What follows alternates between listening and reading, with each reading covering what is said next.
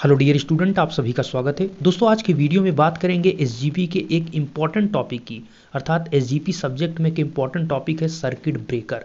तो circuit breaker किसे कहते हैं, इसका क्या क्लासिफिकेशन होगा, वर्गीकरण इसका करेंगे। साथ में हम पहले ये समझेंगे आखिर सर्किट ब्रेकर का हम यूज क्यों करते हैं और इसके क्या फ़ायदे हैं। ठीक है, तो पहले थोड़ा सा मैं इसका डिफिनीसन लिखूंगा, उसके बाद यहाँ पर आपको इसके ना मतलब कितने टाइप्स हैं, क्या यूज होता है, सब कुछ समझेंगे। आइए देखते हैं इसके डिफिनीसन को। तो जैसा स्क्रीन पर देख सकते हैं, ये है सर्किट ब्रेकर। जैसा कि डिफिनीशन इसका बताया गया कि सर्किट ब्रेकर एक यांत्रिक युक्ति है, अर्थात एक मैकेनिकल डिवाइस है जो सामान्य और असामान्य मतलब नॉर्मल या फिर एबनॉर्मल कंडीशन में परिस्थितियों में परिपथ को बंद करने तथा ओपन करने में समर्थ होती है, तथा साथ में ये भी है कि भूप्रदोष और लघु पथन प्रदोष मतलब अर्थ फॉल्ट या फिर शॉर्ट सर्किट फॉल्ट की स्थिति में बिजली की धारा को स्वतः कट कर सके। अगर मैं इसका सिंपल सा आपको सारांश बताऊं तो इसका कहने का मतलब ये है कि सर्किट ब्रेकर एक ऐसी मैकेनिकल डिवाइस है जो कि नॉर्मल कंडीशन में, ध्यान दीजिएगा, नॉर्मल कंडीशन में जो आपकी सप्लाई करंट जा रही है उस सर्किट को क्लोज रखती है। देखिए, जैसे ये आपका क्या है, ये सप्लाई जा रही तो उसके बीच में हमने एक सर्किट ब्रेकर को लगा के रखा। तो ये सर्किट ब्रेकर नॉर्मल कंडीशन में क्या होगा, इसका जो दो टर्मिनल इसमें जो अंदर होंगे वो कनेक्टेड होंगे। कब?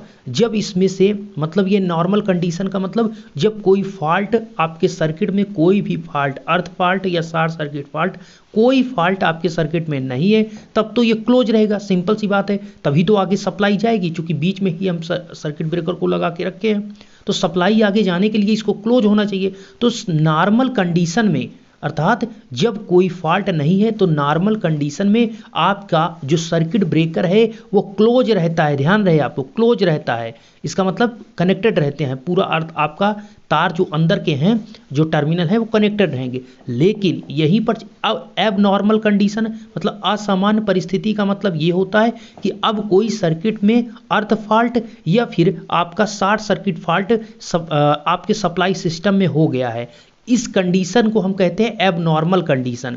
एबनॉर्मल मतलब अब आपका पहले नॉर्मल की तरह कंडीशन नहीं रही। एबनॉर्मल मतलब असामान्य परिस्थिति। इस केस में तुरंत आपका सर्किट ब्रेकर सर्किट को ओपन करेगा, इसीलिए तो सर्किट ब्रेकर कहते हैं। सर्किट को ब्रेक करने वाले को हम सर्किट ब्रेकर कहते हैं। तो अब सिंपल सी बात है कि जो आपकी सप्लाई जा रही थी, तो हमने इस सर्किट ब्रेकर को जो इस सप्लाई के बीच में लगा के रखा था, तो इसका जो टर्मिनल है, अब ये क्या करेगा, इस टर्मिनल को, ये जो कनेक्टेड थे इस प्रकार से, ये अब इसको ओपन रहेगा। ठीक है, तो कब ओपन होगा? जैसे ही एबनॉर्मल असामान्य परिस्थिति बनेगी, कोई भी आपका अर्थ फॉल्ट या फिर शॉर्ट सर्किट फॉल्ट होगा, तुरंत आपका with in second circuit breaker आपके सर्किट को ब्रेक करेगा, जिससे आगे अब सप्लाई नहीं जाए, करंट जीरो, जिससे इसमें लगे हुए जो आपके ट्रांसफार्मर हैं या फिर जनरेटर हैं, जो भी इक्विपमेंट इसमें लगे हैं वो बच सकें। इसीलिए हम सर्किट ब्रेकर को लगा कर रखते हैं। तो आपको क्लियर हो गया होगा कि सर्किट ब्रेकर हमारे सर्किट को असामान्य स्थिति में हमारे सर्किट को कट कर देता है, जिससे उसमें लगे इक्विपमेंट बच जाते हैं। अब चलते हैं, समझते हैं इसका क्लासिफिकेशन। तो क्लासिफिकेशन में जैसा स्क्रीन पर आप देख सकते हैं कि आपके सर्किट ब्रेकर का क्लासिफिकेशन ऑफ सर्किट ब्रेकर, इसमें आप देखेंगे पहला है ऑयल सर्किट ब्रेकर और दूसरा है, मतलब पहला ऑयललेस सर्किट ब्रेकर है और दूसरा है ऑयल सर्किट ब्रेकर। ऑयल का मतलब ऐसा सर्किट ब्रेकर जिसमें ऑयल का यूज किया जाएगा, जिसमें मीडियम ऑयल होगा। और ऑयललेस सर्किट ब्रेकर का मतलब ऐसा सर्किट ब्रेकर जिसमें ऑयल का यूज नहीं किया जाएगा। ठीक है, तो उसमें क्या क्या होंगे वो भी, इसका भी टाइप्स है।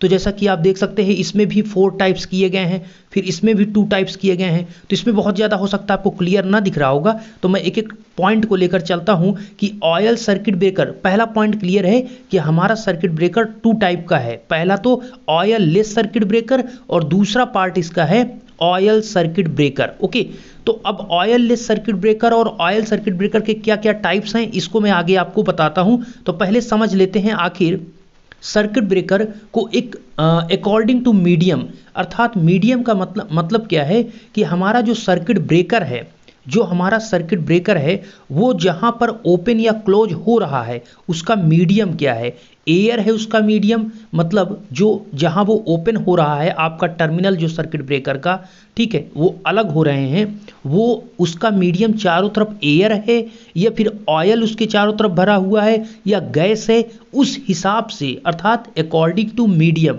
उस हिसाब से हम सर्किट ब्रेकर को कितने भाग में डिवाइड कर रहे हैं, कितने भाग में बांट सकते हैं। तो नंबर एक आप ध्यान से देखिएगा, तो अकॉर्डिंग टू मीडियम देखें तो पहला हमने आपको यही कहा कि ऑयल सर्किट ब्रेकर होगा और दूसरा होगा ऑयल लेस सर्किट ब्रेकर। ठीक है, तो ऑयल सर्किट ब्रेकर में भी 2 टाइप आपको देखने को मिलेगा। एक तो ऑयल सर्किट ब्रेकर में ये होगा कि जिसमें मिनिमम ऑयल होगा, तो इसलिए इसे कहते हैं मिनिमम ऑयल सर्किट ब्रेकर। दूसरा आपका होता है मैक्सिमम ऑयल सर्किट ब्रेकर, मतलब नाम से ही बिल्कुल सिंपल सा है कि जो सर्किट ब्रेकर होगा उसमें मतलब हमारा जो मिनिमम ऑयल है उसमें हम ऑयल का कम यूज किए हैं, कम ऑयल का सर्किट ब्रेकर है। और मैक्सिमम में सिंपल सी बात है, उसमें हम मैक्सिमम ऑयल भर कर रखते हैं। उसमें जो मीडियम रहेगा उसके जो टर्मिनल सर्किट ब्रेकर के रहेंगे, जो आपका जहां पर वो ओपन और क्लोज हो रहा है सर्किट ब्रेकर, उसमें पूरे में आपका ऑयल भरा हुआ है। ठीक है, तो उसके पूरा क्या हुआ, ऑयल का है, लेकिन जो मिनिमम है उसमें कम है, मैक्सिमम में ज़्यादा है। अब ज़्यादा मुझे नहीं कहना, सिंपल सा नाम पर सब कुछ यहाँ पर रखा गया है। नेक्स्ट है आपका ऑयल लेस सर्किट ब्रेकर, ये इंपॉर्टेंट है, इसमें ज़्यादा पार्ट हैं तो इनको आपको समझना जरूरी है। तो ऑयल का हो गया, ऑयल लेस मतलब जिसमें ऑयल की बिल्कुल बात नहीं होगी। तो ऑयल लेस में नंबर एक आता है एयर सर्किट ब्रेकर, आपने नाम भी सुना होगा, बहुत ज़्यादा ये इंपॉर्टेंट है, एयर सर्किट ब्रेकर।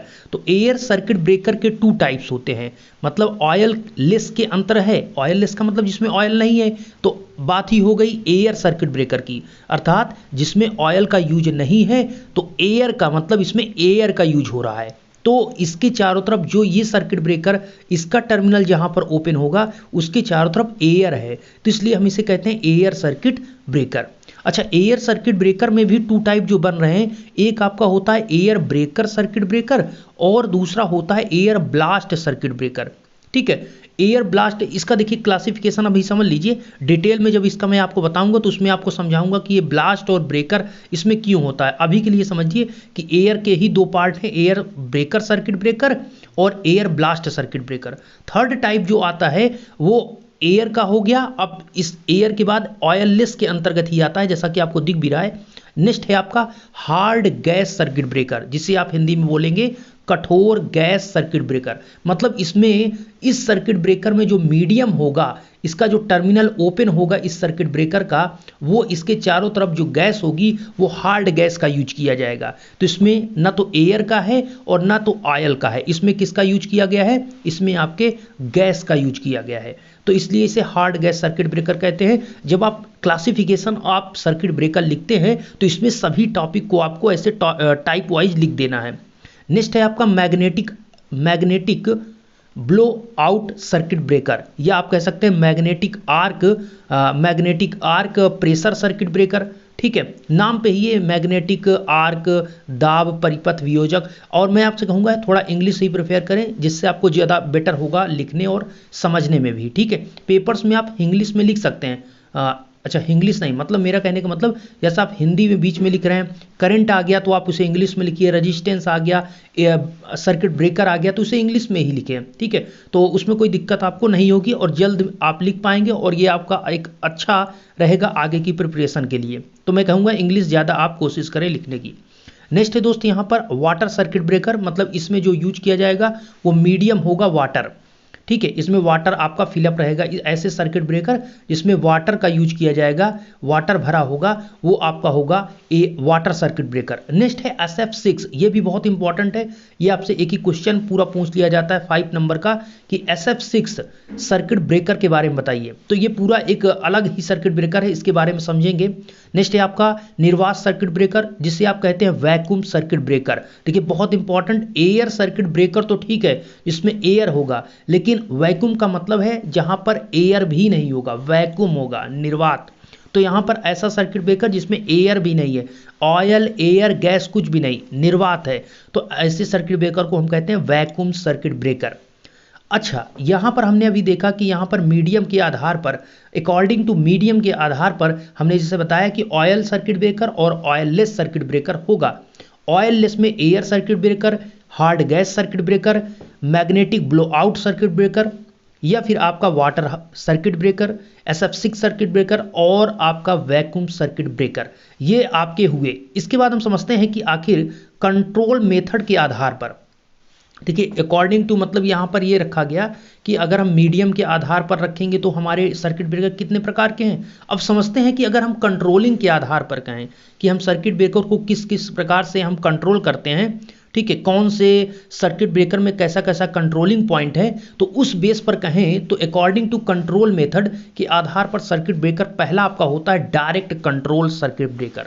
डायरेक्ट मतलब जिससे आप डायरेक्टली, ऐसा सर्किट ब्रेकर जिससे आपके द्वारा कंट्रोल किया जाएगा, डायरेक्ट, वो डायरेक्ट है, प्रत्यक्ष नियंत्रण। इसीलिए सुदूर मतलब रिमोट कंट्रोल सर्किट ब्रेकर, मतलब आप कहीं ए स्थान पर हैं और आपका सर्किट ब्रेकर बी स्थान पर लगा है, मतलब कहीं दूर पर रखे हुआ आपका सर्किट ब्रेकर, उसको दूर से ही आप कंट्रोल कर लें, ठीक है, आप वहां पर नहीं है, डायरेक्टली आप नहीं कर रहे हैं, लेकिन आप दूर से ही अगर उसको कंट्रोल कर रहे हैं तो वो आपका रिमोट कंट्रोल सर्किट ब्रेकर होता है, जिसे आप दूर से ही कंट्रोल कर रहे हैं, ठीक है। जैसे आपने ऑनलाइन में देखा होगा कि उनकी रिमोट जॉब लगी हुई है। रिमोट जॉब का मतलब क्या है?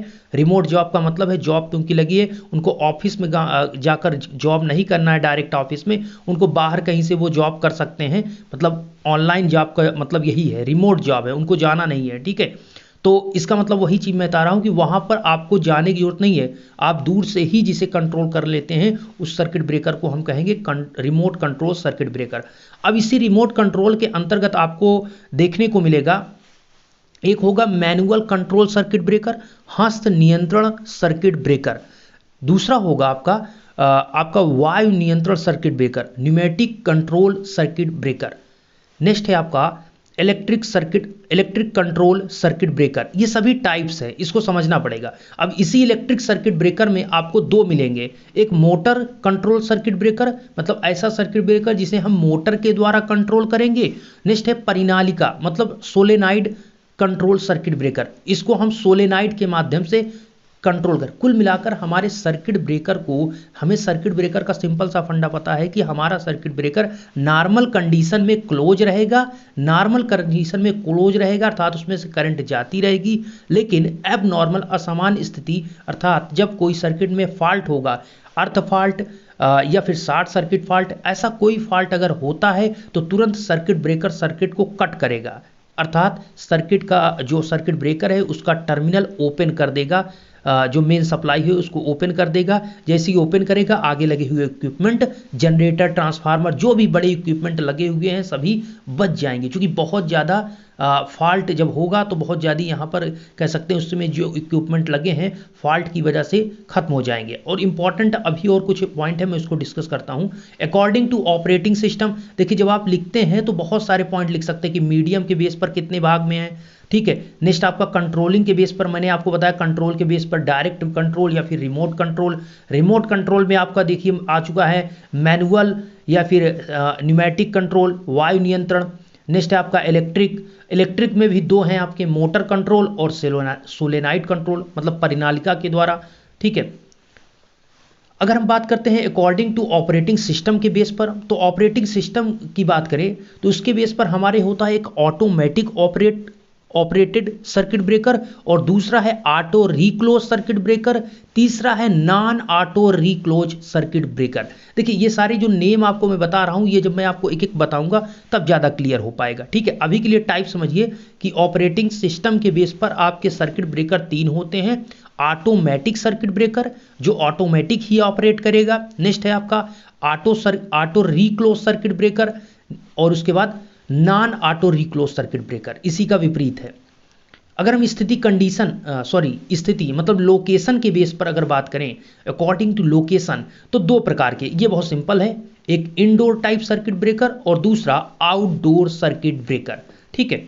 तो लोकेशन मतलब आप बाहर घर के लगा रहे हैं या अंदर लगा रहे हैं, तो अगर घर के अंदर है या कहीं लोकेशन ऐसा है जो अंदर आप लगा कर रखे हैं, किसी स्पेस पर आपने अंदर लगा के रखा है, तो अंदर लगाने को हम बोलेंगे इंडोर टाइप सर्किट ब्रेकर है ये, और अगर बाहर लगा हुआ है, ठीक है, तो वो आउटडोर टाइप सर्किट ब्रेकर है।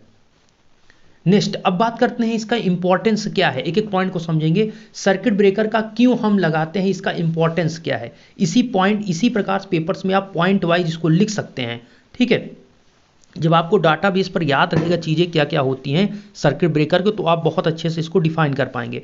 अच्छा देखिए, यहाँ पर इन्होंने यही कहा कि वैद्युत शक्ति की जनन संचरण वितरण, अर्थात जो आपका ये पूरा इलेक्ट्रिक पावर सिस्टम है, इसमें होगा क्या, पहले आपका यहाँ पर बिजली का जनरेशन होगा, जो लाइट होती है सप्लाई आती है, तो पहले जनरेशन, फिर ट्रांसमिशन, फिर आपका डिस्ट्रीब्यूशन। तो जनरेट हुआ, फिर ट्रांसमिट हुआ आपकी सप्लाई, फिर डिस्ट्रीब्यूट किया जाएगा। तो इन सभी परिपथों की प्रदान सप्लाई में, ठीक है, सप्लाई सिस्टम में जनित्र मतलब generator, power transformer, distribution transformer आदि कीमती उपकरण संयोजित होते हैं। सिंपल सी बात है, इनका कहने का मतलब जो पूरा आपका इलेक्ट्रिक पावर सिस्टम है, जैसे आपके घर में सप्लाई आ रही है तो कहीं पर ये जनरेट हो रहा है, तो पावर स्टेशन जो आप देखते हैं, पावर सिस्टम जहाँ पर सप्लाई बनती है 11,000 सप्लाई जो वहाँ पर बनती है, फिर उसको मतलब कि आप ट्रांसफार्मर, स्टेप अप ट्रांसफार्मर के माध्यम से इसके वोल्टेज को बढ़ाया जाता है, फिर ट्रांसमिट किया जाता है, ट्रांसमिशन के बाद फिर से उसको डिस्ट्रीब्यूट किया जाता है, उसके बाद घर में आपके सप्लाई आ पाती है, ठीक है, सर्विस मेंस के माध्यम से। तो हमारा पॉइंट ये है आपका कि जो आपके घर में सप्लाई आ रही है उसके बीच में क्या क्या उपकरण लगे हुए हैं। तो सप्लाई जहां से पहले आपकी बिजली जनरेट हुई, ठीक है, तो जनरेशन स्टेशन पर जो पावर सिस्टम, जहां पावर स्टेशन है वहां पर बिजली जनरेट हुई, फिर आपका जनरेशन के बाद क्या होगा आपका, फिर आपका ट्रांसमिशन हुआ, ठीक है, ट्रांसमिशन के बाद आपका क्या होगा, ट्रांसमिशन के बाद डिस्ट्रीब्यूशन होगा, डिस्ट्रीब्यूशन। अब इस दौरान आपको इसी रास्ते में जनरेटर लगाना होगा, जहां बिजली आपने जनरेट किया, जनरेटर, साथ में पावर ट्रांसफार्मर लगाना होगा ट्रांसमिशन लाइन के लिए, डिस्ट्रीब्यूशन के लिए डिस्ट्रीब्यूशन ट्रांसफार्मर लगाना होगा। तो ये सभी उपकरण अगर किसी प्रकार का रास्ते में फॉल्ट होता है तो इनको बचाना है, तो इसके लिए ही फॉल्ट की अवस्था में इन कीमती उपकरणों की रक्षा के लिए परिपथ में स्वचालित सर्किट ब्रेकर, सेल्फ स्टार्टेड कहें या सेल्फ मतलब जो स्वयं ही अपने से ही operate, self operate circuit breaker का यूज करना नितांत आवश्यक, मतलब अति आवश्यक है।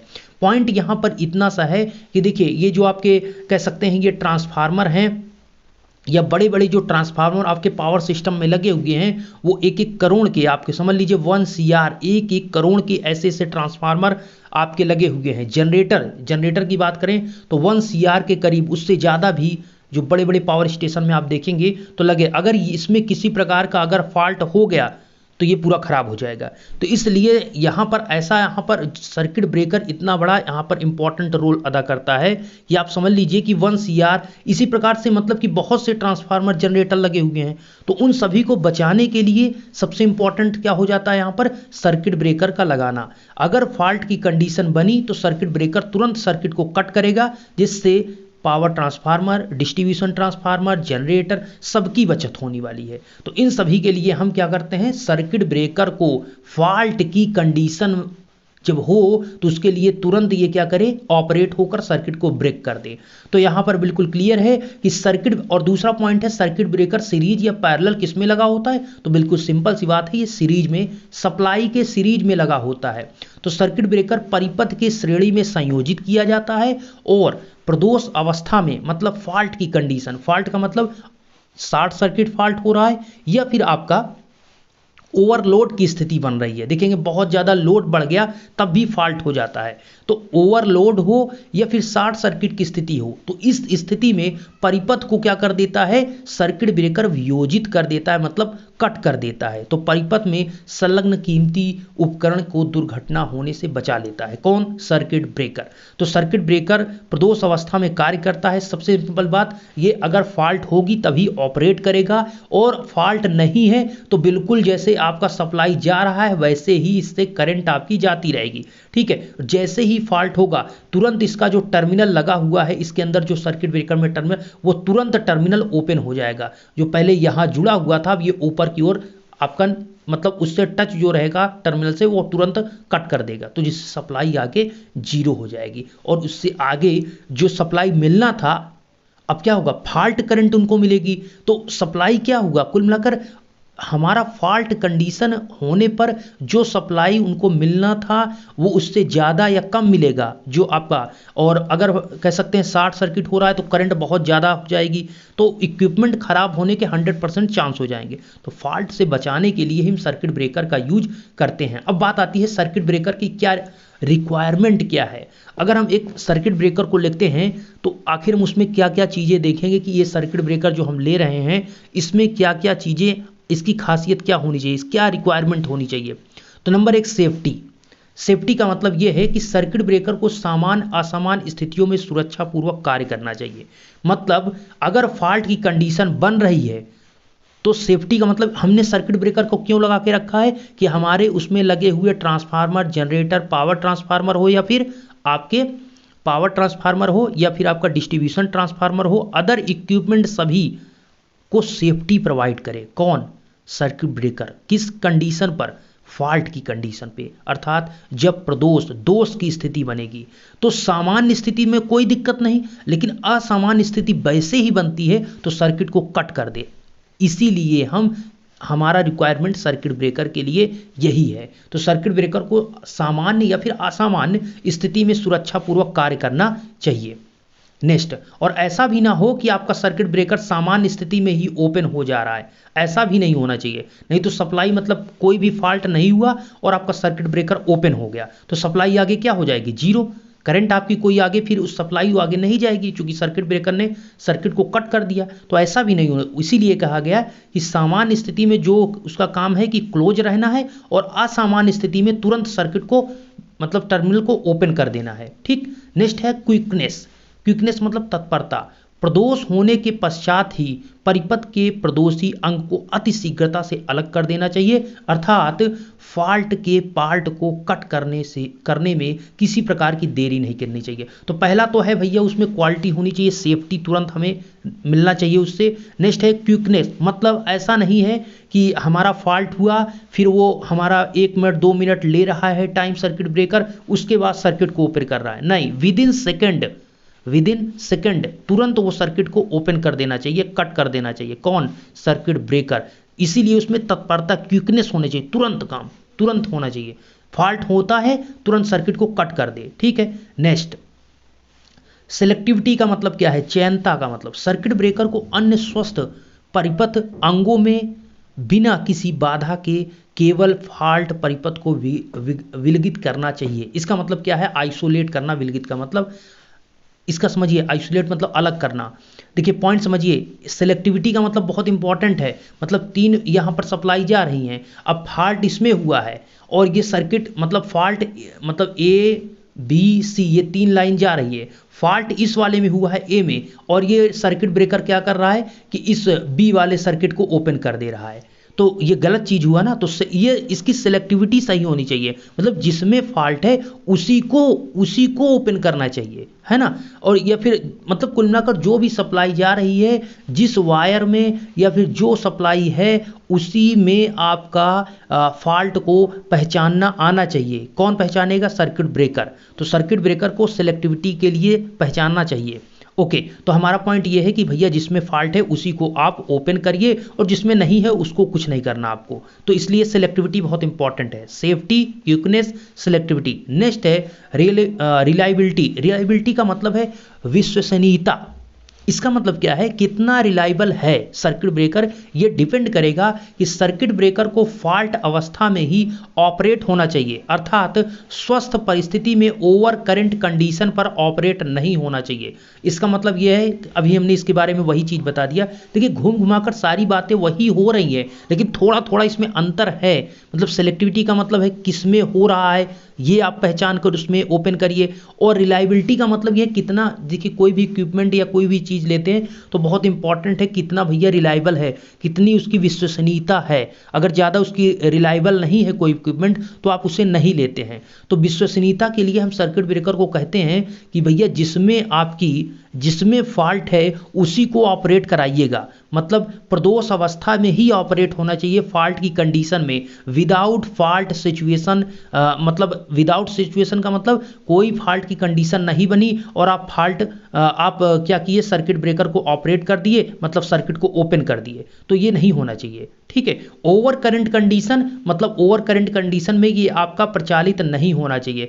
फॉल्ट कंडीशन दूसरा होता है जिसमें फॉल्ट, और देखिए सिंपल सी बात एक चीज मैं आपको बताऊं, जैसे कि 3 फेज की मोटर है, तो 3 फेज की मोटर में 3 फेज की सप्लाई आ रही है, तो ये आपका क्या है, ये नॉर्मल कंडीशन है, मतलब भाई 3 फेज की मोटर है तो उसको 3 फेज की सप्लाई मिल रही, कोई दिक्कत नहीं। लेकिन कभी होता है कि आप देखेंगे कि कभी कभी 2 फेज की लाइन आने लगती है, मतलब कहते हैं कि 2 फेज लाइट जो है 2 फेज हो चुकी है, तो वहां पर क्या होता है, कोई एक फेज कट जाता है, तो 2 फेज आने पर क्या होता है कि आपकी जो मोटर है कुछ देर आप अगर आप चाहें तो मोटर चला सकते हैं, चलेगी, स्पीड डाउन हो जाएगी। अब होगा क्या कि मोटर चलती रहेगी, अगर इसको ज़्यादा देर तक आप चलाएंगे तो ये मोटर धीरे धीरे हीट होकर इसकी जो वाइंडिंग है जल जाएगी। तो यहाँ पर पॉइंट ये है कि यह हमारा जो एक फॉल्ट हुआ 3 फेज का, मतलब 3 फेज की आ रही थी और आप मोटर चला रहे थे, आपको नहीं पता चला, तो ये किसका काम है, ये सर्किट ब्रेकर का काम है। तो सर्किट ब्रेकर तुरंत इसको बताएगा और ये सर्किट को ब्रेक करेगा। मतलब हमें तुरंत ये पता चलना चाहिए कि अगर फॉल्ट हो रहा है तो उसको कट करे।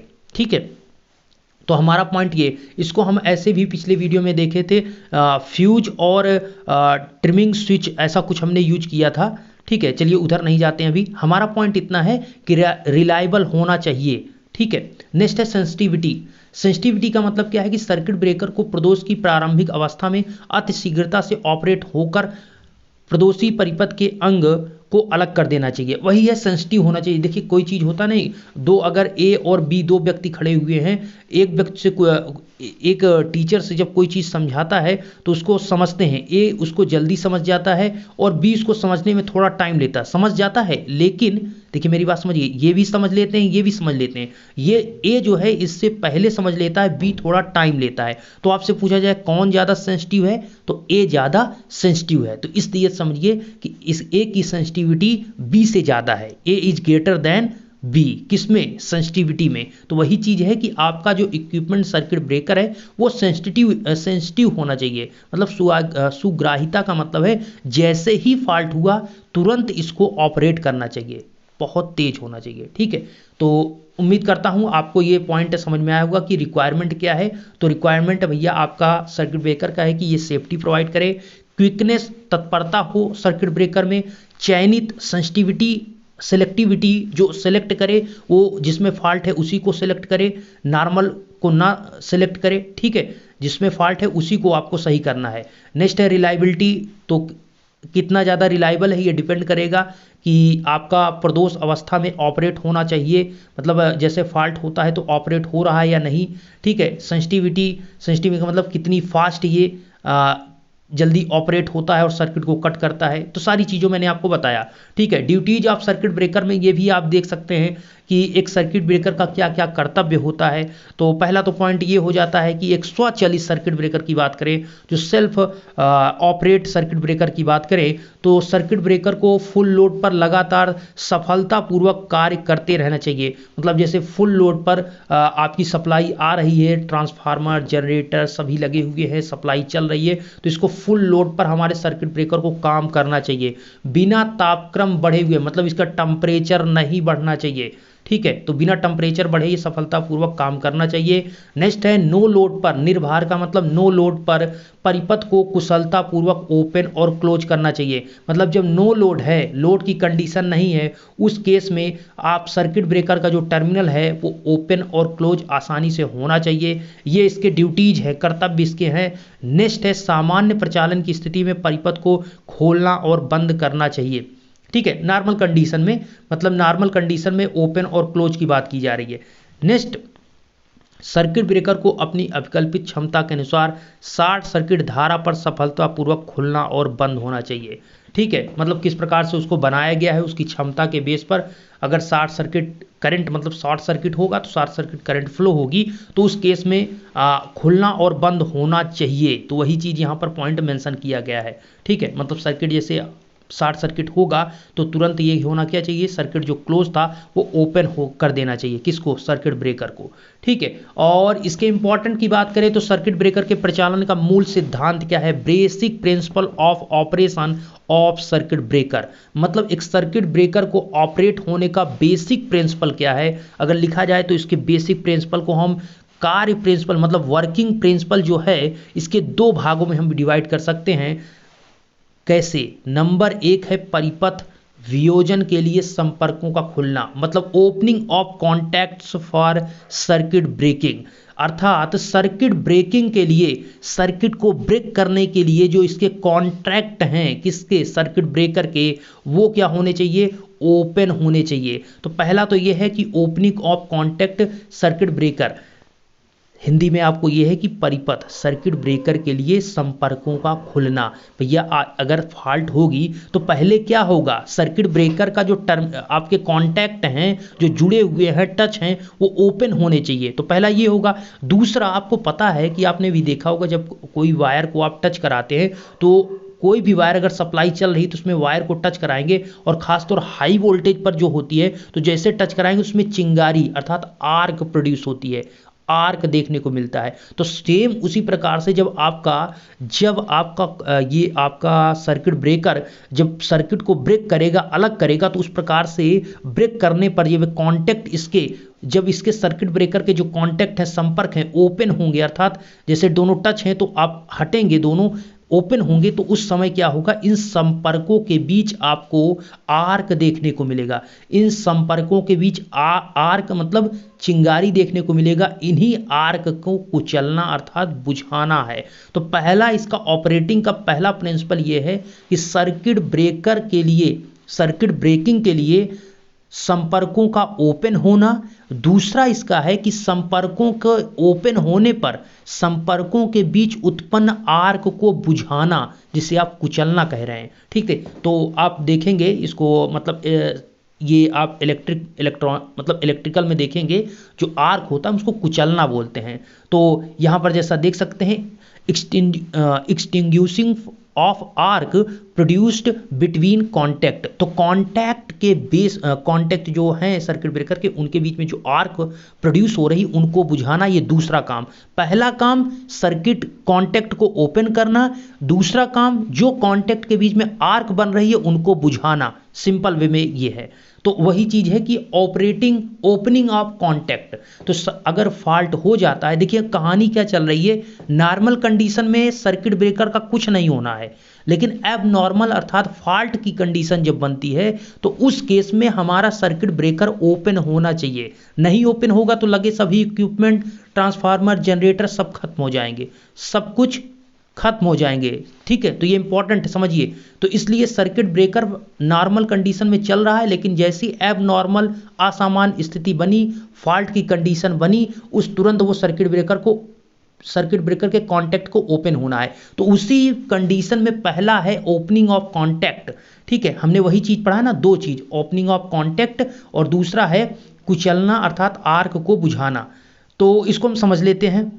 तो इसका सेटअप आप देख सकते हैं किस प्रकार से सेट किया गया है। तो जैसा आप देख सकते हैं कि इसमें आप पहले थोड़ा सा समझिएगा। हम यहाँ पर ओपनिंग ऑफ कॉन्टैक्ट का मतलब समझिए, हमें कॉन्टैक्ट को ओपन करना है सर्किट ब्रेकर को। तो सर्किट ब्रेकर किस प्रकार से कहाँ लगा हुआ है, इसको एक लाइन पढ़िए कि सर्किट ब्रेकर में एक मूविंग कॉन्टैक्ट होता है, मतलब चल संपर्क होता है, मतलब जो मूव कर सकता है, एक स्थान पर फिक्स नहीं रहेगा, जो मूव कर सकता है। तो एक इसमें मूविंग कॉन्टैक्ट होता है जिसका एक सिरा अचल और सर्कन दो संपर्कों के बीच गमन करता है। बहुत ज़्यादा समझने की जरूरत नहीं, बस इतना समझिए, एक मूविंग कॉन्टैक्ट होता है, एक फिक्स कॉन्टैक्ट होता है। तो दूसरा जो आपका फिक्स कॉन्टैक्ट होगा वो क्या करेगा, इसको ध्यान समझिए। जो फिक्स कॉन्टैक्ट है सुदृढ़, वो हैंडल से जुड़ा होता है।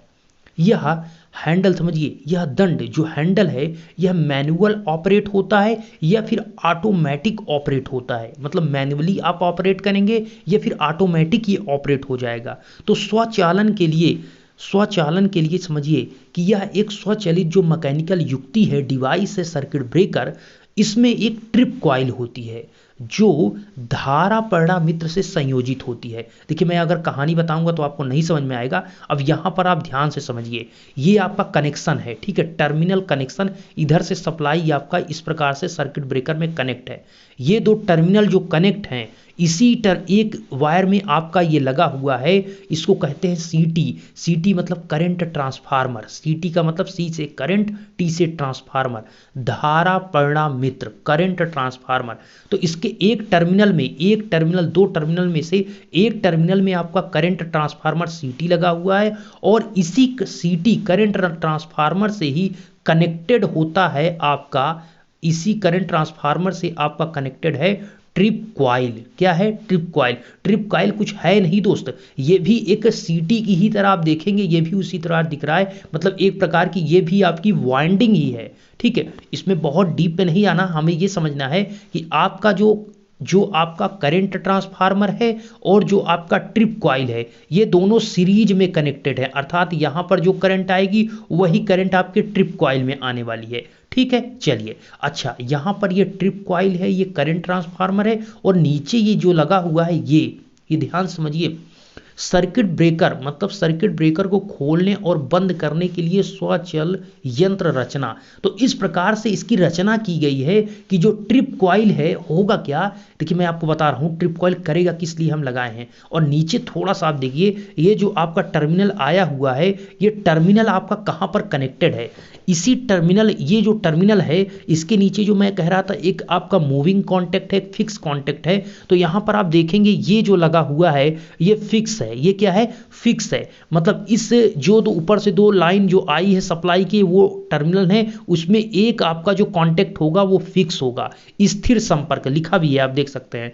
तो ये फिक्स कॉन्टेक्ट है। और दूसरा जो सिरा देख रहे हैं इस फिक्स से, ये वाला जो सिरा है, ये जो सिरा है ये आपका है मूविंग है, अर्थात ये मूव करेगा राइट साइड में और लेफ्ट साइड में, ये मूव कर सकता है, इसीलिए सर्कन संपर्क है, मतलब यहां पर ये फिसल सकता है। आप देखते हैं कोई चीज आप बुक किसी मेज पर रखकर आगे पीछे जिस प्रकार से सरका सकते हैं, सेम उसी प्रकार से ये है कि आपका ये वाला फिक्स है और ये वाला मूव है, मूविंग कर सकता है। मूव कैसे? ये पीछे भी जा सकता है और इस प्रकार से आगे भी जा सकता है।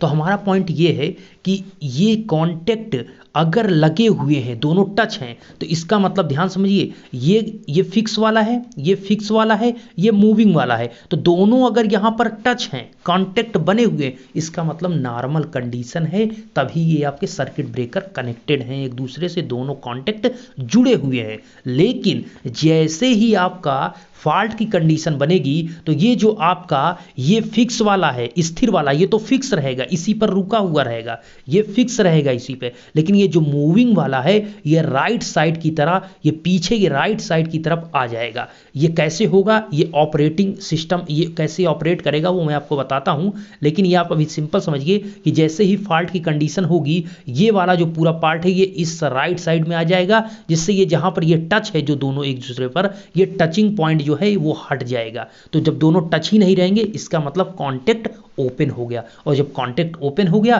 तो आगे करंट नहीं जाएगी, कोई फॉल्ट करंट नहीं जाएगी, तो सभी जो लगे इक्विपमेंट है वो बच जाएंगे। तो हमारा पॉइंट अब यहां पर से आता है कि कैसे होगा। तो कहानी एक बार हम पढ़ लेते हैं, अर्थात आपके सामने पढ़ लिया जाता है, उसके बाद मैं आपको वहीं पर बताता हूं। तो देखिए बिल्कुल सिंपल सा आपको यह कहा जा रहा है कि स्वचालित यांत्रिक युक्ति होती है जो ट्रिप कॉइल द्वारा धारा परिणामित्र से संयोजित करती है। तो करंट ट्रिप कॉइल में करंट सर्किट ब्रेक आपके करंट ट्रांसफार्मर से आती है, और करंट ट्रांसफार्मर कब कैसे चलता है समझिए, मैं बता रहा हूं डिटेल में। करंट ट्रांसफार्मर सर्किट ब्रेकर संलग्न विद्युत परिपथ से ही संयोजित होता है। मतलब सर्किट ब्रेकर हमारा जो करंट ट्रांसफार्मर है वो सर्किट ब्रेकर से ही लगा हुआ है।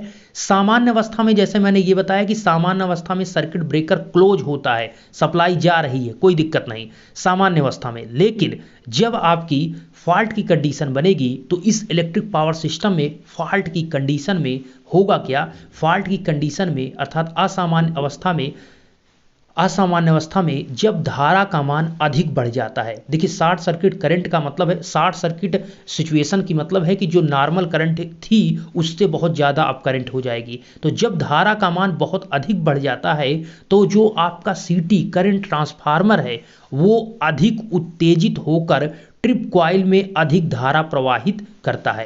तो जो आपका करंट ट्रांसफार्मर है, हमने यही बताया कि जो आपका करंट ट्रांसफार्मर है सीटी, ये आपके ट्रिप कॉइल से कनेक्टेड है, ट्रिप कॉइल से। तो इसमें जो नॉर्मल करंट थी, जैसे ही आपका फॉल्ट होगा तो जो नॉर्मल करंट थी उससे बहुत ज़्यादा करंट आपके करंट ट्रांसफार्मर के थ्रू फ्लो होगी। ठीक है, तो इससे क्या होगा कि जो आपकी इसमें करंट फ्लो होगी तो अधिक जो करंट, एक नॉर्मल से ज़्यादा जो करंट है वो इसी ट्रिप कॉइल, इसी सर्किट से होते हुए ट्रिप कॉइल में फ्लो होगी और फिर यहाँ मतलब ये करंट इस प्रकार से इसमें फ्लो होगी, इस ऐसे ऐसे और ऐसे ही इसमें रोटेट करती रहेगी। अर्थात करंट ट्रांसफार्मर से ट्रिप कॉइल, ट्रिप कॉइल से करंट ट्रांसफार्मर, ऐसे चलेगी। कब? हाई करंट जब होगी। तो हाई करंट ये ट्रिप कॉइल में आ गई। कैसे आई? करंट ट्रांसफार्मर से। क्यों आई? क्योंकि अब हमारी फॉल्ट की कंडीशन में करंट नॉर्मल से बहुत ज़्यादा हो गई तो हमारा करंट ट्रांसफार्मर उस करंट को इस साइड में ट्रिप कॉइल में फ्लो कराने लगा। देखिए वही चीज़ यहाँ पर मेंशन है, ध्यान से समझ लीजिए कि अब आपकी जो आपका धारा है, करंट ट्रांसफार्मर है, अधिक उत्तेजित होकर, बहुत ज़्यादा उत्तेजित होकर करंट ट्रांसफार्मर ट्रिप कॉइल अर्थात ट्रिप परिपथ में अधिक धारा प्रवाहित करता है। परिणाम स्वरूप ट्रिप कॉइल एनर्जाइज्ड हो जाती है। तो भैया साहब इसमें एनर्जाइज्ड होने का मतलब क्या है कि आपको हमने बताया है जब किसी करंट कैरिंग कॉइल या किसी करंट कैरिंग कंडक्टर से आई एम्पियर की करंट फ्लो होती है तो उसके चारों तरफ मैग्नेटिक फील्ड बन जाता है। आपने पढ़ा भी है, जब किसी करंट कैरिंग कॉइल से या जब किसी करंट कैरिंग कंडक्टर से आई एम्पियर की करंट फ्लो होती है तो उस कॉइल के चारों तरफ मैग्नेटिक फील्ड बनती है। मैग्नेटिक फील्ड का मतलब है कि वो कॉइल एनर्जाइज हो चुकी है, एनर्जाइज्ड हो चुकी है। ठीक है, उसके आसपास थोड़ी सी मतलब थोड़ा सा आप आस पास ले जाएंगे तो आप ऐसा फील होगा कि वो फ्लक्स आपको फील होगा। ठीक है, मतलब वो ऐसा लगेगा कि वो वायर आपको चिपका लेगा। इसका मतलब है कि वो कॉइल एनर्जाइज्ड हो गई है। तो चूंकि हाई करंट है भी, अधिक धारा फ्लो भी हो रही है तो पूर्ण रूप से क्या हो जाता है, ट्रिप कॉइल एनर्जाइज हो जाती है। इस केस में यांत्रिक मतलब मैकेनिकल युक्ति को अपनी ओर आकर्षित कर लेती है और जिससे लगा है आपके इसी मैकेनिकल युक्ति से आपका हैंडल लगा हुआ है तो हैंडल से संयोजित चल संपर्क दाईं ओर की तरफ आपका मूव कर जाता है। गमन करने का मतलब इधर दाईं राइट हैंड की तरफ मूव करेगा और फिक्स कांटेक्ट से डिस्कनेक्ट हो जाएगा, अलग हो जाएगा। तो वही चीज़ यहाँ पर मैंने बताया। अब एक लाइन में मैं बताता हूँ, कहानी आपने पढ़ लिया। अब देखिए होगा क्या, मैंने ये बताया नॉर्मल कंडीशन में कुछ नहीं होना, ये जो आपका है ये कनेक्ट इस प्रकार से रहेगा। लेकिन जैसे ही एब नॉर्मल अर्थात असामान्य स्थिति बनेगी, फॉल्ट की सिचुएशन बनेगी, इस सीटी करंट ट्रांसफार्मर से बहुत ज़्यादा करंट फ्लो होगी। ठीक है, एक नॉर्मल करंट से, चूंकि फॉल्ट कंडीशन बनने से नॉर्मल करंट से फॉल्ट करंट बहुत ज़्यादा होगी तो इस केस में इस करंट ट्रांसफार्मर से ज़्यादा करंट फ्लो होने पर ये करंट ट्रांसफार्मर बहुत ज़्यादा एक्साइट हो जाएगा। तो एक्साइटेड होने की कंडीशन में ये जो हाई करंट है, अधिक करंट फ्लो हो रही, वो करंट चूंकि इसी सीरीज में आपका ट्रिप कॉइल आपने कनेक्ट किया है किसके, सीटी करंट ट्रांसफार्मर के, तो इसी करंट ट्रांसफार्मर से जो ज़्यादा करंट फ्लो हो रही है वही करंट आपके ट्रिप कॉइल के थ्रू फ्लो होगी। और ट्रिप कॉइल भी एक आपका क्या है, एक प्रकार का कॉइल है। तो ये नाम ही दिख रहा है ट्रिप कॉइल। तो कॉइल से जब करंट फ्लो होगी तो ये कॉइल भी एनर्जाइज हो जाएगी, अर्थात पूर्ण रूप से एनर्जाइज जब उत्सर्जित ऊर्जित हो जाएगी, एनर्जाइज हो जाएगी। इसका मतलब ये पूर्ण रूप से इसके चारों तरफ मैग्नेटिक फील्ड बन रहा है तो इसके आसपास जो भी इसमें चीजें आएगी वो अपनी तरफ अट्रैक्ट करेगा। ठीक है, खींचेगा। तो ये तुरंत क्या किया, ये जो आपका लगा हुआ है ये तुरंत इसको अपनी तरफ अट्रैक्ट करेगा, खींचेगा। और इसी को खींचने पर ये लगा हुआ है जो हैंडल, ये हैंडल भी जब इसको खींचेगा, इसको अपनी तरफ जब इसको खींचेगा आपका एनर्जाइज्ड कॉइल, तो ये आपका हैंडल राइट साइड की तरफ, इसको राइट साइड की तरफ हैंडल भी जाएगा। और जब हैंडल आपका राइट साइड की तरफ जाएगा तो सिंपल सी बात हमने बताया, ये वाला जो पार्ट है ये मूवेबल है, अर्थात मूव कर सकता है, ये फिक्स है, लेकिन ये पूरा पार्ट आपका मूवेबल है। तो यहां पर क्या होगा कि ये वाला जो पार्ट है पूरा, ये ठीक है, यहां से ये इस साइड में जैसे ही राइट साइड में जाएगा ये भी मूव करेगा, और जो ये यहां पर अभी कनेक्ट आप है, एक नीचे एक ऊपर जो कनेक्ट है, ये ऊपर वाला आगे की तरफ हो जाएगा। तो सिंपल सा बात समझिए, एक हाथ ऐसे आपने रखा है और एक हाथ ऐसे आपने रखा है, तो ये दोनों अभी टच हैं, दोनों टच हैं, ठीक है, ये दोनों हाथ टच हैं, लेकिन ये भाई साहब आपने हाथ रखा ही है, लेकिन ये भाई साहब या साहिबा ये हाथ अपनी खींच लेती हैं। तो इससे होगा क्या कि ये वाला हाथ जो फिक्स था, ये जो हाथ फिक्स था, ये तो फिक्स है अपने स्थान पे, लेकिन ये वाला जो हाथ है वो अब पीछे हो चुका है, उन्होंने अपने हाथ पीछे खींच लिया, तो आपका हाथ उनके हाथ से अब कोई प्रकार का कोई भी टच नहीं है, तो अब टचिंग नहीं रहेगा। तो कुल मिला के कनेक्ट जो आपका कांटेक्ट था दोनों हाथ का छूट चुका है। तो सेम उसी प्रकार से यहां पर हो रहा है कि ये कौन खींच रहा है, ये भैया ट्रिप कॉइल इस पर अन्याय किए हुए हैं। इन्होंने क्या किया कि जैसे ही करंट ज़्यादा हुई, फॉल्ट की सिचुएशन बनी, ट्रिप कॉइल एनर्जाइज हुआ, और ये ट्रिप कॉइल इस बॉक्स को क्या करेगा, अपनी तरफ इस प्रकार से पूरा मतलब सेटअप बनाया जाता है, तो ये इसको अपनी तरफ खींचेगा, तो ये हैंडल भी राइट साइड की तरफ जाएगा, और ये इस प्रकार से है कि ये तुरंत स्लिप करेगा, ये तुरंत इधर राइट साइड की तरफ मूव करेगा, और ये दोनों का जो कांटेक्ट है आप देख रहे हैं यहाँ पर, ये दोनों का कांटेक्ट यहाँ से जैसे ही हटेगा ये दोनों कांटेक्ट ओपन हो जाएंगे। ये तो फिक्स रहेगा, लेकिन ये आगे जब चला जाएगा तो दोनों ओपन हो जाएंगे। तो यही तो हमें करना था कि हमें कांटेक्ट को ओपन करना। तो कांटेक्ट कैसे ओपन हो रहा है बिल्कुल क्लियर समझ में आया होगा। सीटी के थ्रू करंट इसमें जब ट्रिप कॉइल में आएगी तो करंट ज़्यादा होगा, करंट ज़्यादा होने से मैग्नेटिक कॉइल जो है ये बहुत ज़्यादा एनर्जाइज होने से इसको अट्रैक्ट करेगा, तो हैंडल राइट साइड की तरफ में मूव करेगा, तो ये तुरंत ओपन हो जाएगा। ठीक है, इस प्रकार से जो आपका सर्किट ब्रेकर अभी तक हम पढ़ रहे थे, कैसे आपका सर्किट ब्रेकर कांटेक्ट ओपन हो रहा था, वो कहानी अभी चला था। यहां पर इतना ही हमें ओपन करना था। ठीक है, नॉर्मल कंडीशन में क्लोज रहेगा, एब नॉर्मल असामान्य स्थिति में इसको हमें ओपन करना है। ओपन कैसे होगा ये सारी कहानी मैंने बता दिया, अब फिर से नहीं बताऊंगा, नहीं तो स्टूडेंट क्या होगा कि कुछ लोग कहेंगे कि आप बार बार वही चीज़ दोहराते हैं। ठीक है, सिंपल सी बात, मैं वही चीज़ मैं बार बार कहता हूँ, ये मैंने कई बार देखा है। तो नेक्स्ट है आर्क का कुचलना या बुझाना। अच्छा, मैंने वही चीज़ कहा था कि जब आपका हमने वही चीज़ कहा कि जब दो हाई वोल्टेज पर कांटेक्ट जब ओपन होंगे, ठीक है, जैसे भी आप घर पर देखते हैं कि जब हम लगाते हैं सप्लाई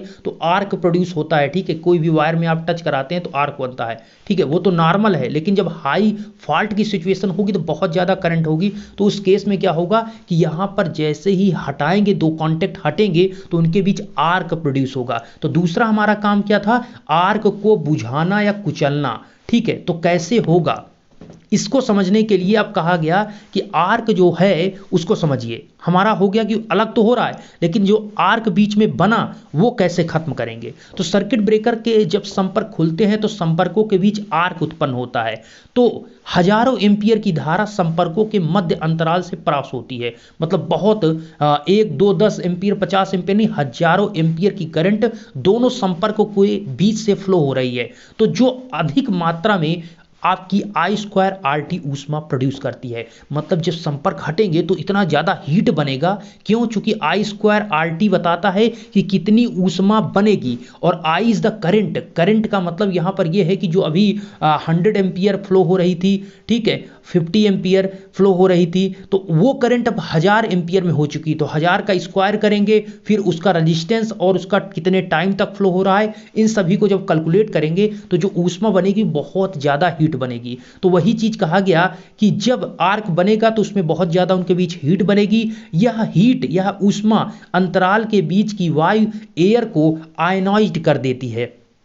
तो वहां की जो एयर होगी, और ऑयल, अगर ऑयल सर्किट ब्रेकर है तो ऑयल, और एयर सर्किट ब्रेकर है तो एयर, वो तो मीडियम की बात हो जाएगी। लेकिन बात इतना सा है कि अगर उसके बीच ऑयल है तो ऑयल में भी आपका आर्क बनेगा। वो इसलिए ऑयल सर्किट ब्रेकर में हम ऑयल मीडियम के रूप में ऑयल का यूज करते हैं, एयर सर्किट ब्रेकर में एयर का यूज करते हैं। वो बात की बात है। हमारा पॉइंट ये है कि जब हीट दोनों के बीच बनेगी तो संपर्कों के मध्य का प्रतिरोध पहले की अपेक्षा कम हो जाने के कारण संपर्कों के अक्रॉस वोल्टेज पाथ का मान गिर जाता है और आर्क लगातार बनती रहती है। सिंपल सा कहने का मतलब यह है कि जब आर्क उनके बीच में बनेगा तो आर्क बनने से बहुत ज़्यादा हीट बनेगी और हीट बनेगी तो जो आपका उस पर एयर है वो पूर्णतः आयनाइज हो जाएगा। कुल मिलाकर उसके बीच का जो पूरा मीडियम है उसका रजिस्टेंस बहुत ज़्यादा कम हो जाएगा, जिससे आर्क और लगातार बढ़ती जाएगी।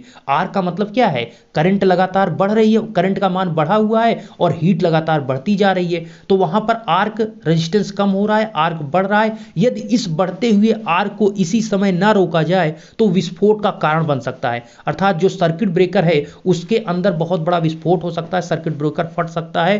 कारण क्या है कि जो आपका आर्क बन रहा है उसको हमें कुचलना अर्थात बुझाना पड़ेगा। तो वही चीज तो हम कर रहे हैं। बुझाने के लिए क्या कर सकते हैं ये समझिए। तो विस्फोट ना हो इसलिए आर्क को अतिशीघ्र कुचलना अर्थात बुझाना पड़ेगा।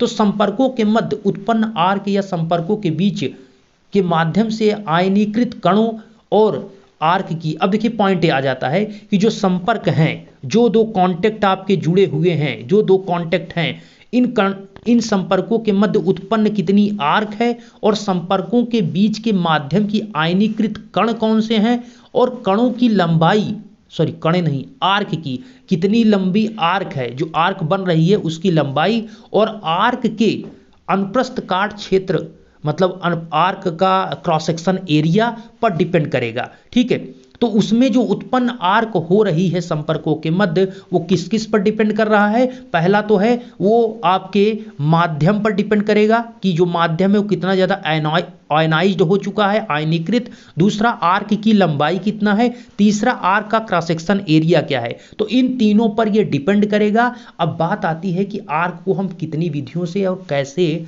कम कर सकते हैं, कम नहीं खत्म कर सकते हैं। तो बुझाना कैसे, इसके दो तरीके अर्थात दो मेथड हैं। तो भैया हमारा ये हुआ कि सर्किट ब्रेकर तो ओपन हो रहा था, लेकिन सर्किट ब्रेकर तो कॉन्टेक्ट ओपन हुए तो उनके बीच में आर्क बनने लगा, लेकिन ये आर्क को बुझाना पड़ेगा, अन्यथा आपका बहुत बड़ा विस्फोट हो सकता है। ये चीज अभी आपने देखा ही। तो इसके दो तरीके हैं। नंबर एक ये है कि हाई रेजिस्टेंस मेथड और दूसरा है लो रेजिस्टेंस मेथड।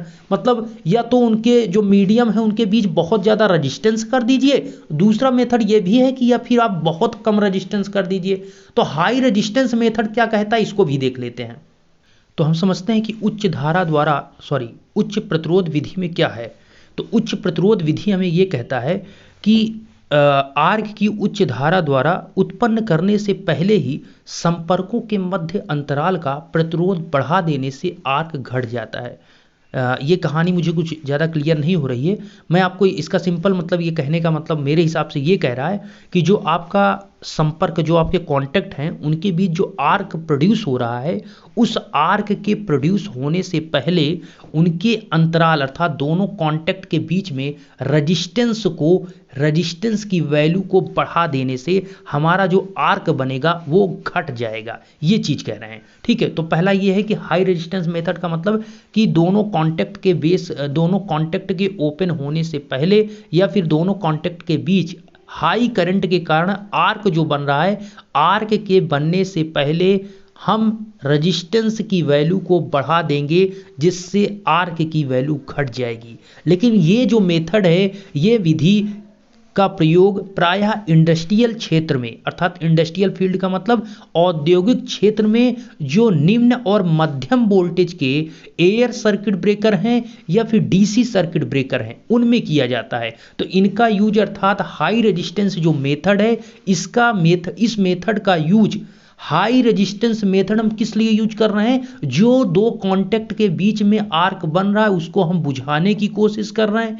इसको बुझाने के लिए हम हाई रेजिस्टेंस मेथड का यूज कर रहे हैं। लेकिन कौन से सर्किट ब्रेकर में? जो इंडस्ट्रियल फील्ड में लो और मीडियम वोल्टेज पर काम करते हैं, उन सर्किट ब्रेकर की बात हो रही है। तो लो और मीडियम वोल्टेज के सर्किट ब्रेकर या फिर डीसी सर्किट ब्रेकर, मतलब जो डीसी सप्लाई पर वर्क करते हैं, ऐसे सर्किट ब्रेकर के लिए हम हाई रेजिस्टेंस मेथड का यूज करते हैं जो उनके कांटेक्ट के बीच में चिंगारी आर्क बन रही है उनको कम अर्थात खत्म करने के लिए। ठीक है, नेक्स्ट अर्थात समझिएगा, अब हाई रेजिस्टेंस जो मेथड है इसको हम क्या क्या इसमें लगाएंगे, तो वही है कि सर्किट ब्रेकर के संपर्कों के मध्य अंतराल का प्रतिरोध हम कैसे बढ़ाएंगे, तो उसके लिए कौन कौन से मेथड हैं। तो उसके बीच हम रेजिस्टेंस तो बढ़ाना चाहते हैं, रेजिस्टेंस बढ़ा देंगे तो उनके बीच जो आर्क बन रहा है वो कम हो जाएगा। सिंपल से कहने का मतलब ये है कि अब भाई रेजिस्टेंस बढ़ा देंगे तो उनके बीच जो करंट है, करंट की वैल्यू कम हो जाएगी, सो आर्क धीरे धीरे कम हो जाएगा। लेकिन ये रेजिस्टेंस हम कैसे बढ़ाएंगे, तो पहला तो है कि आयनीकृत कणों को कम करके, रिड्यूसिंग आयनाइज्ड पार्टिकल, अर्थात जो आपका कांटेक्ट है दोनों आपके सर्किट ब्रेकर का, उन सर्किट ब्रेकर के बीच में जो आपका एयर है, एयर सर्किट ब्रेकर है तो एयर है मीडियम, ऑयल सर्किट ब्रेकर है तो ऑयल है, ये जो आपका आयनाइज्ड हुआ है, इसका जो मीडियम पूरा आयनाइज्ड हो चुका है, ये पूरा माध्यम आयनाइज हुआ है, इसके लिए इन्होंने कहा कि संपर्कों के बीच के माध्यम मतलब एयर या फिर ऑयल का आयनीकरण पोटेंशियल ग्रेडियंट एवं तापक्रम पर निर्भर करता है। मतलब उनके बीच क्या पोटेंशियल है, क्या वोल्टेज ग्रेडियंट है और टेम्परेचर क्या है, इस पर डिपेंड करेगा कि उसका मीडियम का जो पार्टिकल हैं वो कितने आयनाइज होंगे। इसलिए संपर्कों के बीच विभव प्रवणता अर्थात पोटेंशियल ग्रेडियंट को कम करके तथा आर्क माध्यम मतलब वायु या गैस या तेल को शीतलित करके माध्यम का आयनीकरण रोका जा सकता है। तो पॉइंट ये है कि हमें जितना ज़्यादा हम कोशिश करेंगे कि उनके बीच में जो आपके माध्यम है जो सर्किट ब्रेकर का, उसके आयनाइजेशन को, उसके जो आयनाइज हो रहे हैं पार्टिकल, उसको हम क्या कर दें, उसके आयनाइज ना होने दें, उनको रिड्यूस करें, उनके पार्टिकल को आयनाइज ना होने दें। अगर आयनाइज होंगे, आयनित होंगे तो लगातार आर्क बनती रहेगी। तो आयनाइज ना हो इसके लिए हम क्या कर रहे हैं, उसके लिए हम सिंपल से करेंगे कि आर्क माध्यम जो है एयर, गैस या फिर तेल को हम शीतलित ठंडा करके उसके मतलब आयनीकरण को रोकेंगे। ठीक है, उसको हम क्या करेंगे, एयर है, गैस है, तेल है, जो भी माध्यम है उसको हम ठंडा करके रोकेंगे, आयनाइज नहीं होने देंगे। नेक्स्ट ये है कि या फिर आप आर्क की लंबाई को बढ़ा दीजिए, मतलब जो आर्क आपकी बन रही है इन दोनों के बीच में, इसकी जो लेंथ है, इन दोनों की इधर कांटेक्ट है, ठीक है, एक फिक्स है एक मूविंग कांटेक्ट है, इन दोनों के बीच में बन रहा है जो आर्क, उसी को कहते हैं आर्क लंबाई। इन आर्क की लंबाई को बढ़ा दीजिए, मतलब इसकी लेंथ को, इसका कहने का मतलब कांटेक्ट को दोनों को दूर दूर कर दीजिए। वही चीज है कि संपर्कों के बीच की दूरी को बढ़ा देने से आर्क घट जाता है। सिंपल सी बात है भाई, अगर आप पास पास आपके जैसे दो वायर है, दो वायर को दोनों सप्लाई है, तो दोनों वायर को पास पास करेंगे तो आप देखेंगे चिंगारी बनेगी, दोनों को धीरे धीरे दूर करते जाइए तो चिंगारी खत्म होती जाएगी। तो वही चीज ये कह रहे हैं कि इनके लंबाई, इनके बीच में जो आर्क लेंथ है जिसे कह रहे हैं, इनके बीच, दोनों के बीच में जो आर्क जहां तक बनता है, उसी दोनों कांटेक्ट के बीच की लंबाई को ही हम आर्क लंबाई कहते हैं। तो इनके बीच की दूरी को बढ़ा दीजिए तो धीरे धीरे आर्क खत्म हो जाएगा। ये एक तरीका है। दूसरा ये कह रहे हैं आपसे, ठीक है, और रेजिस्टेंस बढ़ाने का सिंपल से एक फार्मूला आपने पढ़ा है कि R = rho L by A होता है। अगर थोड़ा सा इसको हम लगाने की कोशिश करें तो अगर हम कहें R की लंबाई L या हो गई L है, तो इसकी लंबाई को अगर बढ़ाएंगे तो रेजिस्टेंस बढ़ जाएगा। वो है ना, डायरेक्टली प्रोपोर्शनल है, जो रेजिस्टेंस है वो A के directly proportional, R is directly proportional L। अगर L R की लंबाई बढ़ाएंगे तो रेजिस्टेंस बढ़ जाएगा। तो वही से इसी पर हम रेजिस्टेंस ही बढ़ाने की तो कोशिश कर रहे हैं, जिससे रेजिस्टेंस बढ़ेगा तो करंट कम होती जाएगी और आर्क घट जाएगी। तो वही चीज हम कर रहे हैं। तो यहां पर